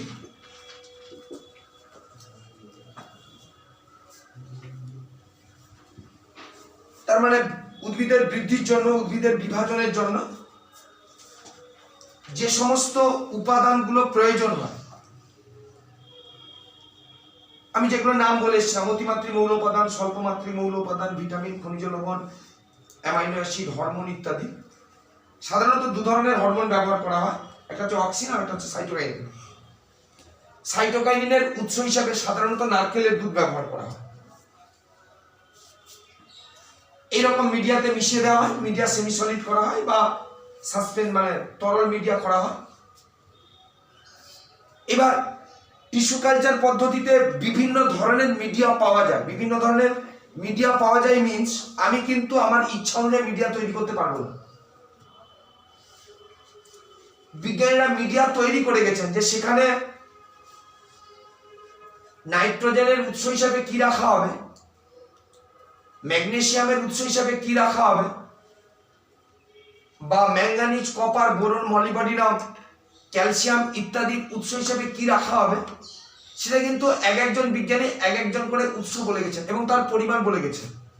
ধর কেউ বললেন যে নাইট্রোজেনের উৎস হিসাবে অ্যামোনিয়াম ক্লোরাইড রাখা হবে, ম্যাগনেসিয়ামের উৎস হিসাবে ম্যাগনেসিয়াম সালফেট রাখা হবে, আবার কেউ বললেন না ম্যাগনেসিয়ামের উৎস হিসাবে ম্যাগনেসিয়াম ক্লোরাইড ইত্যাদি ইত্যাদি, তার পরিমাণ আছে এত মিলিগ্রাম বা এত গ্রাম বা এত লিটার ইত্যাদি ইত্যাদি ইত্যাদি। এটা কিন্তু অথার টু অথার মানে বিজ্ঞানী টু বিজ্ঞানী কিন্তু ভ্যারি করেছে। তবে টিস্যু কালচার পদ্ধতিতে বহুল ব্যবহৃত যে মিডিয়াটা আমরা ব্যবহার করি, সেই মিডিয়াটার নাম কি, সেই মিডিয়াটার নাম হচ্ছে এমএস। বল কিছু না, সেই মিডিয়াটার নাম হচ্ছে এমএস মিডিয়া। এমএস মিডিয়া মানে দুজন বিজ্ঞানী, একজন বিজ্ঞানীর নাম হচ্ছে মুরাসিচ, আরেকজন বিজ্ঞানীর নাম হচ্ছে স্কুপ। এছাড়া হোয়াইটস মিডিয়া বলে একটা মিডিয়া আছে, বিজ্ঞানী হোয়াইট সেটাকে তৈরি করেছিলেন। এরকম মিডিয়া তৈরি করা হয়। এবার মিডিয়া তৈরি করার পরে এরপরে আমরা যেটা যাব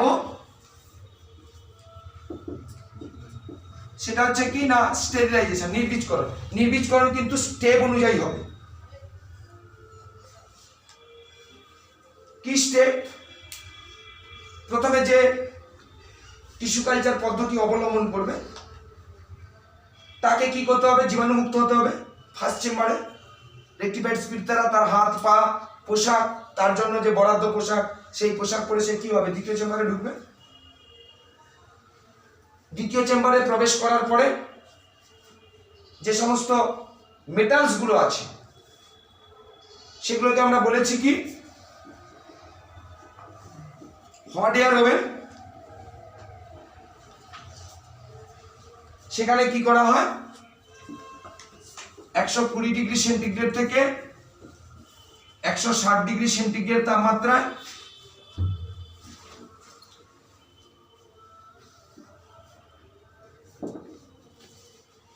এক ঘন্টা কি হবে? রাখা হবে। তারপরে যে সমস্ত গ্লাস গুডস গুলো আছে, কাঁচের যে সমস্ত জিনিসপত্র গুলো আছে, বা যে মিডিয়াটা তৈরি করা হলো, যে মাধ্যম, এই মাধ্যমগুলোকেও কি করতে হবে? স্টেরিলাইজ করতে হবে। অটোক্লেভ বলে একটা যন্ত্র আছে। এই অটোক্লেভ যন্ত্রে 120 ডিগ্রি, অটোক্লেভ যন্ত্রটা আছে এরকম একটা ড্রাম, উপরে একটা ঘড়ির মতন আছে, তাকে মিটার বলি আমরা। ভিতরে গরম জল তৈরি হবে, হিটার বসানো আছে কারেন্টের সাহায্যে। স্বাভাবিকভাবে জল যত গরম হবে তত কি হবে? স্টিম উঠবে, ভেতরে কি হবে? প্রেসার বাড়বে। প্রেসার কিন্তু ফিক্সড। কোন জিনিসের ক্ষেত্রে কত প্রেসার লাগবে সেটা কিন্তু ফিক্সড। সাধারণত এই গ্লাস গুডসের জন্য 15 পাউন্ড প্রেসার লাগে। ঘড়ির মিটার কিন্তু দেখাচ্ছে যে 15 পাউন্ড হয়ে গেছে। যখন ধর সেটা 16 হয়ে গেছে, তখন সেখানে কি আছে? নব আছে, এরকম দূর থেকে স্টিক আছে, সেই নবটা কি করা হয়? বের করে দেওয়া হবে। খুব বিপজ্জনক। যদি দেখা যায় কখনো প্রেসার খুব ইনক্রিজ করে গেছে, প্রেসার বের করানো যাচ্ছে, মানে বের করানো হয়নি, বাস্ট করে যাবে, কিন্তু পুরো এক্সপেরিমেন্ট হল পুরো নষ্ট হয়ে যাবে, মৃত্যু হবে মানুষের। মানে যারা ল্যাব টেকনিশিয়ান ছিল, যারা অ্যাসিস্ট্যান্ট ছিল, স্কলার ছিল, সব কিন্তু মারা যাবে কোনো কারণে যদি প্রেসারটা যদি না বের করানো হয়। কারণ প্রেসার ইনক্রিজ করতে থাকবে। তো ইনক্রিজ, যদি আমি কারেন্ট অফ করে দিই তাহলে সেটা আলাদা ব্যাপার। কারেন্ট চলছে কিন্তু ভেতরে প্রেসার ইনক্রিজ করছে, তাহলে সেই প্রেসারটা কিন্তু কমাতে হয়। এবং এখানে 120 ডিগ্রি সেন্টিগ্রেড উষ্ণতায় 15 পাউন্ড চাপে, এটা এলবি, 15 মিনিট কি করা হয় না? ধরে রাখা হয়। তাহলে কি হলো? গ্লাস গুডস হলো, যে করবে সে হলো, যে সমস্ত মেটালস আছে সেগুলো হলো। আর একটা বাকি থাকছে, সেটা হচ্ছে কলা কোষ, এক্সপ্ল্যান্ট। এইবার দেখ, এক্সপ্ল্যান্টের যদি তাকে হট এয়ার ওভেনে ঢোকানো হয়, ভাজা হয়ে যাবে। তাকে যদি অটোক্লেভ যন্ত্রে ঢোকানো হয়, সেদ্ধ হয়ে যাবে, তখন তো নষ্ট হয়ে যাবে। তো তাহলে এই দুটো পদ্ধতির মাধ্যমে কিন্তু এর স্টেরিলাইজেশন হবে না। এর কি করা হয়? এর যেটা করা হয় সেটা হচ্ছে গাত্র নির্বীজকরণ, যাকে আমরা বলি কি সারফেস স্টেরিলাইজেশন। কিভাবে করা হয় না? সোডিয়াম হাইপোক্লোরাইড আছে, ওই যে আমরা যেটা ব্যবহার করছি সোডিয়াম হাইপোক্লোরাইড, এটা তো অনেক কনসেন্ট্রেটেড, যেটা আমি জলে মেশাচ্ছি। এখানে মাত্র 0.1% থেকে 0.2% ডাইলুটেড, দেখবি নাকি ওটা? এমন করে উঁকি মারছি, এটা ডাইলুটেড লিকুইড করা হয়। সেই ডাইলুটেড লিকুইড দ্বারা, মানে লঘু দ্রবণের দ্বারা গাত্রটাকে কি করা হয়? স্টেরিলাইজড করে দেওয়া হয়। আমরা বলেছিলাম না যে সম্পূর্ণ জীবাণুমুক্ত পরিবেশ। দেখ, পুরোটাই নির্বীজকরণ হয়ে গেল। এরপরে মেন স্টেপ আরম্ভ হবে। 5 নম্বর কি হবে? কৃত্রিম কর্ষণ মাধ্যমটা আমি তৈরি করে নিয়েছি।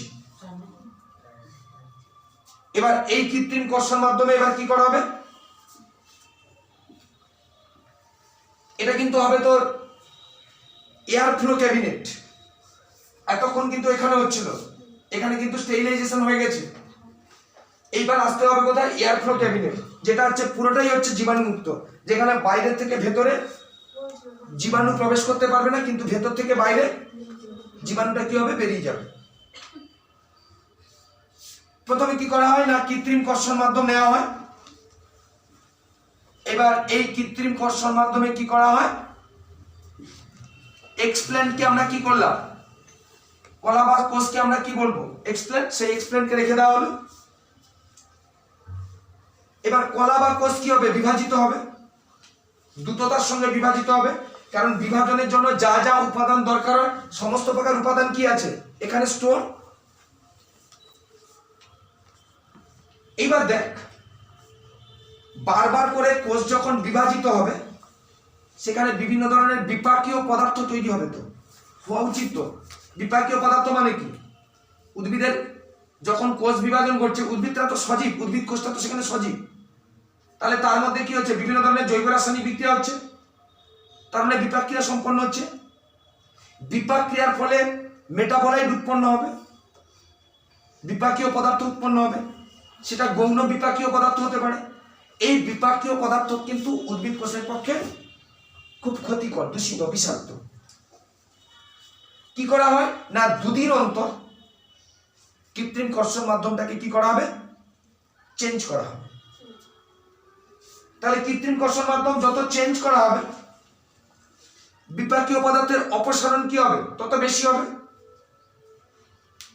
এবার এরকম বিভাজিত হতে হতে সেই কৃত্রিম কর্ষণ মাধ্যমে মিডিয়াকে বারবার বারবার করে কি করা আছে, চেঞ্জ করা আছে। মিডিয়াকে বারবার চেঞ্জ করার ফলে তাহলে একটা সময় কি আসবে, কোষ বিভাজিত হবে। কোষ বিভাজিত হয়ে কি হবে না, অবিভেদিত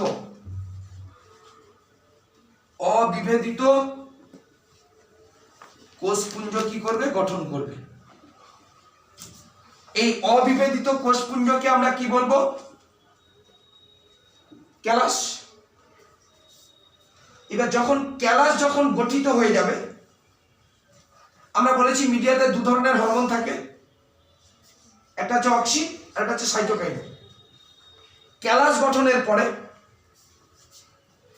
অক্সিনের পরিমাণ কি করা হয়, অক্সিনের পরিমাণ বা অক্সিনের ঘনত্ব সাইটোকাইনিনের ঘনত্ব থেকে বৃদ্ধি করা হয়। তখন কি হবে না, ক্যালাস থেকে কি তৈরি হবে, তখন ক্যালাস থেকে মূল গঠিত হয়, যে পদ্ধতিকে আমরা বলি কি, যে পদ্ধতিকে আমরা বলি রাইজোজেনিস। তাহলে যে পদ্ধতির মাধ্যমে ক্যালাস থেকে মূল গঠিত হয় সেই পদ্ধতিকে আমরা বলবো কি, রাইজোজেনিস। কখন না, যখন অক্সিনের ঘনত্ব কম হবে আর সাইটোকাইনিনের ঘনত্ব অক্সিনের ঘনত্ব বেশি হবে আর সাইটোকাইনিনের ঘনত্ব কম হবে। যখন রাইজোজেনেসিস শেষ, যখন মূল উৎপাদন শেষ হয়ে গেল, তারপরে উল্টোটা করা হয়। তার মানে তারপরে কি করা হবে, সাইটোকাইনিনের ঘনত্ব অক্সিনের ঘনত্বের তুলনায় বৃদ্ধি করা হয়, যাকে আমরা কি বলবো, বৃদ্ধি করা হলে কি হবে না, ক্যালাস থেকে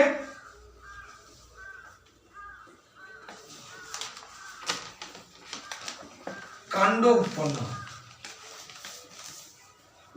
একে আমরা কি বলবো, একে আমরা বলবো কলোজেনেসিস। একটা হলো রাইজোজেনেসিস, একটা হলো কলোজেনেসিস। তাহলে কি হলো, মূল কাণ্ড তৈরি হয়ে গেল, উদ্ভিদটক তৈরি হয়ে গেল। তবে কোনো কোনো ক্ষেত্রে সোমাটিক এমব্রায়ো তৈরি হয়, কোষীয় ভ্রূণ তৈরি হয়। সেই কোষীয় ভ্রূণকে আমরা কি বলি? এমব্রায়ো বলি। সেই এমব্রায়ো থেকে আমরা কি করি? কৃত্রিম বীজ তৈরি করি। তাহলে এই হচ্ছে কি না কলাকর্ষণ পদ্ধতি। এরপরে আমরা আসছি, আমরা এরপরে যেটা যাব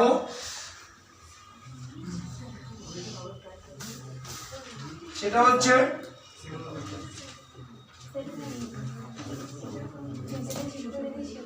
টটিপোটেন্সি।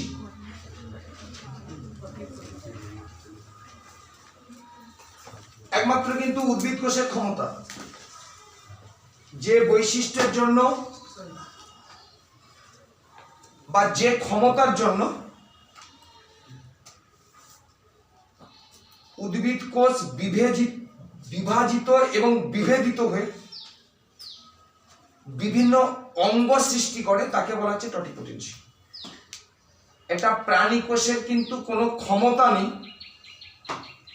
বিভিন্ন অঙ্গ তৈরি করা। সর্বপ্রথম এক্সপেরিমেন্টটা করেন বিজ্ঞানী হ্যাভারল্যান্ড। কিন্তু হ্যাভারল্যান্ড এটা কমপ্লিট উদ্ভিদ তৈরি করতে কিন্তু সক্ষম হননি। বিভিন্ন অঙ্গ তৈরি করা মানে কি? তাহলে সেখান থেকে একটা কমপ্লিট প্ল্যান্ট তৈরি হবে তো।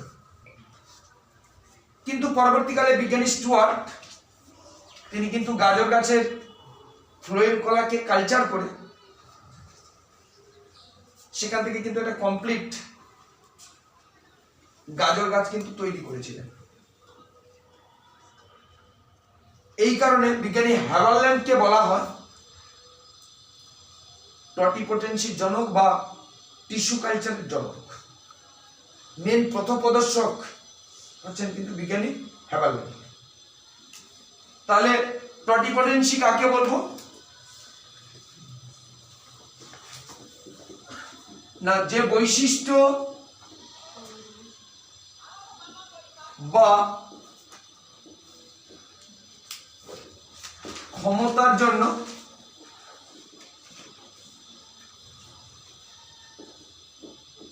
উদ্ভিদ কোষ বা কলা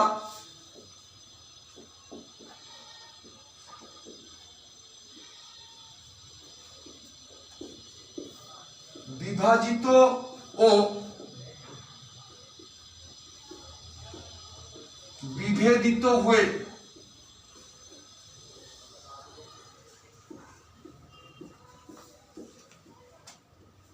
বিভিন্ন ধরনের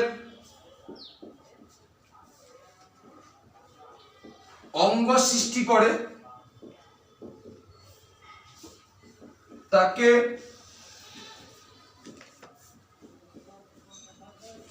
টটিপোটেন্সি বা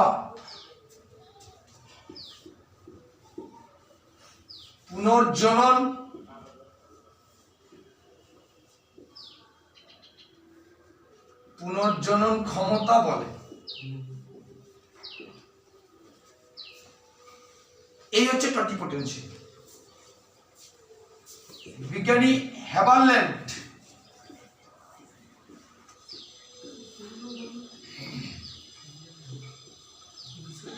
সর্বপ্রথম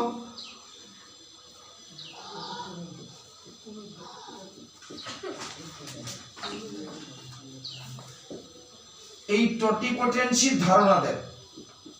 এই কারণে একে বিজ্ঞানী হ্যাভারল্যান্ডকে টিস্যু কালচারের জনক বা টটিপোটেন্সির জনক আমরা বলে থাকি।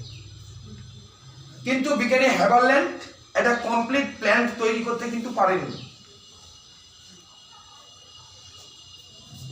বিজ্ঞানী স্টুয়ার্ট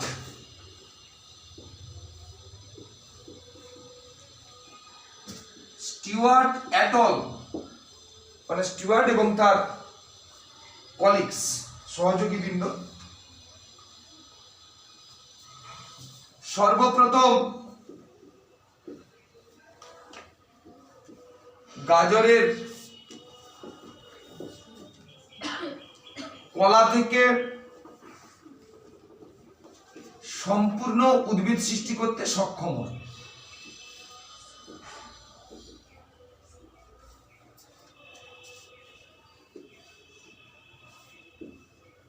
কিভাবে না, প্রথমে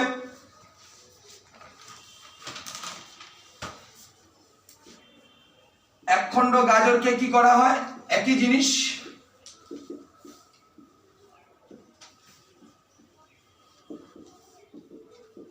গাত্র নির্বীজকরণ করা হয়, তারপরে কি হবে না, গাজরের মূল থেকে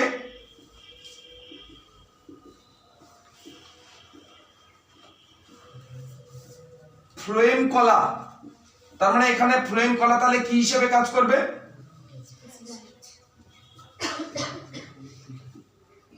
কেটে পৃথক করা হয়। এরপরে কি হবে,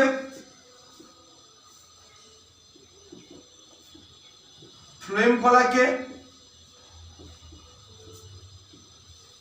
কৃত্রিম কর্ষণ মাধ্যমে কি করা হবে, কর্ষিত করা হয়। এরপরে কি হবে, কর্ষিত কলা থেকে কি হবে, ক্যালাস সৃষ্টি হবে এবং তারপরে রাইজোজেনেসিস এবং কলেজেনেসিসের মাধ্যমে সম্পূর্ণ গাজর উদ্ভিদ কি হবে, তৈরি হয়। তার মানে যে গাজরের ফ্লোয়েম কলা সে নিশ্চয়ই বিভাজিত এবং বিভেদিত হয়ে বিভিন্ন অঙ্গ তৈরির কি করে, ক্ষমতা রাখে। এই হচ্ছে টটিপোটেন্সি। এটা একমাত্র রেস্ট্রিক্টেড শুধুমাত্র উদ্ভিদ কোষের ক্ষেত্রে, কোনো প্রাণী কোষের কিন্তু পুনর্জন্ম ক্ষমতা বা প্রাণী কোষের কিন্তু টটিপোটেন্সি নেই। এই টটিপোটেন্সির সঙ্গে সঙ্গে আমরা যে কথাটা বলি,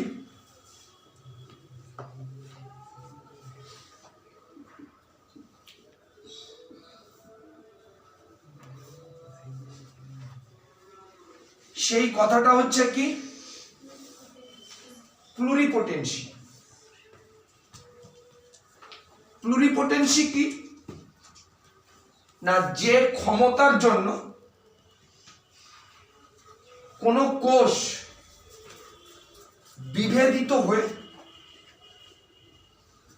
সবগুলো কলা সৃষ্টি না করতে পারুক, বিভিন্ন প্রকৃতির কোন কোন কোষ তৈরি করতে পারে, কোন কোন কলা তৈরি করতে পারে। যেমন আমাদের যে রেড বোন ম্যারো, লোহিত অস্থিমজ্জা, সেখান থেকে শ্বেত রক্তকণিকা, লোহিত রক্তকণিকা, অনুচক্রিকা, ম্যাক্রোফাজ ইত্যাদি তৈরি হয়তো।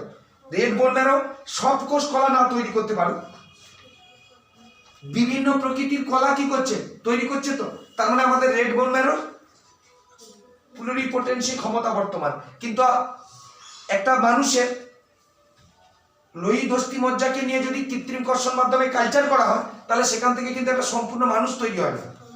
কিন্তু সেখান থেকে লোহিত রক্তকণিকা, শ্বেত রক্তকণিকা, অনুচক্রিকা, এইরকম কিছু কিছু কোষ, ম্যাক্রোফাজ ইত্যাদি কিছু কিছু কোষ কিন্তু তৈরি হয়। যার জন্য এটাকে আমরা বলবো টটিপোটেন্সি, এটাকে আমরা বলবো কি, প্লুরিপোটেন্সি। তাহলে প্লুরিপোটেন্সি কি,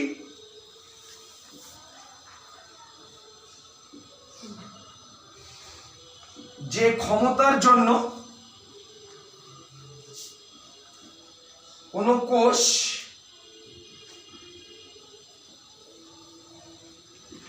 বিভেদিত হয়ে সকল প্রকার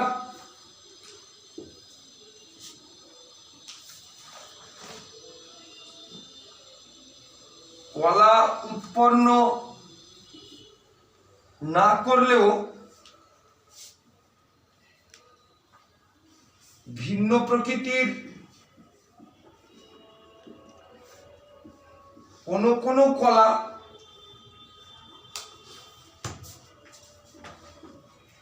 উৎপন্ন করে, তাকে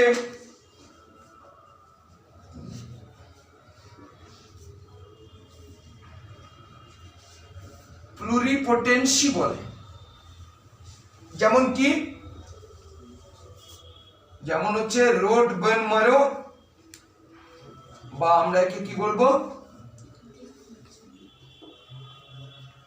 একটা হচ্ছে টটিপোটেন্সি আর একটা হচ্ছে প্লুরিপোটেন্সি। এরপরে আমাদের যে পার্ট, সেই পার্টটা কিন্তু আমরা উদ্ভিদ জনন যখন করেছিলাম, অঙ্গজ জনন করেছিলাম, আমরা বলে এসেছি, মনে আছে টার্মটা মাইক্রো প্রোপাগেশন বা অনুবিস্তারণ। এটা কিন্তু আমাদের পড়ানো আছে। তার মানে আমি আর অনুবিস্তারণ বা মাইক্রো প্রোপাগেশন পড়াচ্ছি না। মাইক্রো প্রোপাগেশনের ক্ষেত্রে একটা মনে রাখবি যে মাইক্রো প্রোপাগেশন পদ্ধতির মাধ্যমে জীবাণুমুক্ত তো অনেক উদ্ভিদ তৈরি হয়, বা কম সময়ে অনেক উদ্ভিদ তৈরি করা যেতে পারে। কিন্তু আমরা যেখানে বলতে বলতে থেকে গেছিলাম যে সেখানে সোমাটিক এমব্রায়ো তৈরি করা হয়, কোষীয় ভ্রূণ তৈরি করা হয়। এই টিস্যু কালচার পদ্ধতির মাধ্যমে একেবারে যে ভ্রূণ, বীজের মধ্যে যে ভ্রূণ থাকে তা নয়, ভ্রূণের মতন দেখতে ভ্রূণের একটা গঠন দেখা যায়, যাকে আমরা বলি এমব্রায়োট। এই যে এমব্রায়োট, যে সোমাটিক ভ্রূণটা তৈরি হয়, তার বাইরের দিকে সোডিয়াম অ্যালজিনেট নামক একটা আবরণ দেওয়া হয়। তার মানে সেটা কাজ করবে বীজ ত্বক হিসেবে। তার মধ্যে কি দেওয়া থাকে না, পেস্টিসাইড, মাইক্রোরাইজার। পেস্টিসাইড গুলো কি করবে, পেস্ট যদি আক্রমণ করে তাকে কি করবে, প্রতিহত করবে। মাইক্রোরাইজার কাজ কি হবে, সার হিসাবে, ফসফেট হিসাবে কাজ করবে। এইরকম সোডিয়াম অ্যালজিনেট দ্বারা পরিবৃত ভেতরে পেস্টিসাইড, মাইক্রোরাইজার ইত্যাদি সহযোগে যেটা তৈরি করা হয় তার নাম হচ্ছে আর্টিফিশিয়াল সিড, কৃত্রিম বীজ। তাকে যদি লাগানো হয় সেখান থেকে কি হবে, কমপ্লিট একটা উদ্ভিদ কি হবে, তৈরি হবে। এই পদ্ধতিটার নাম হচ্ছে কি, মাইক্রো প্রোপাগেশন, অনুবিস্তারণ পদ্ধতির মাধ্যমে আমরা তৈরি করতে পারি। এরপরে আমাদের দুটো পার্ট আছে। একটার নাম হচ্ছে এসসিপি, সিঙ্গেল সেল প্রোটিন, আর একটা হচ্ছে বায়ো ফর্টিফিকেশন। এই দুটো পড়াতে পরের দিন আমার আধ ঘন্টা সময় লাগবে। আধ ঘন্টার পরে আমরা নোট আরম্ভ করব। নোটে যারা আসবে না তারা কিন্তু নোট পাবে না। কেউ যদি দিস, ভিডিও দেওয়া হবে না নোটে, কেউ যদি দিস তাহলে কিন্তু তার নোট আমি ছাড়িয়ে নেব। ক্লিয়ার? তাহলে পরের দিন থেকে নোট আরম্ভ হবে 5টা শিফট পর পর।